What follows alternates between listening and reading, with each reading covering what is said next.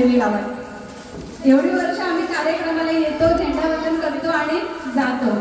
परंतु आपण आता 2 मिनिट शांती, 2 मिनिट. आपल्याला माहिती आहे आपल्या देशासाठी कित्येक वीर जवानांनी आहुती दिलेली, प्राणांची आहुती दिलेली, त्यांनी आपल्या रक्त सांडवलेलं आहे.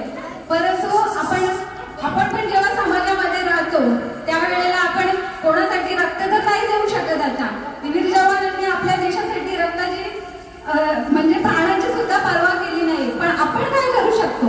समाजाचे आपण देणेकरी असतो. प्रत्येक समाजाचा जो आपला शेजारी असतो तो सुद्धा आपल्याला काहीतरी सांगत असतो. तर आपण समाजामध्ये देणेकरी ठरलेला असतो. मग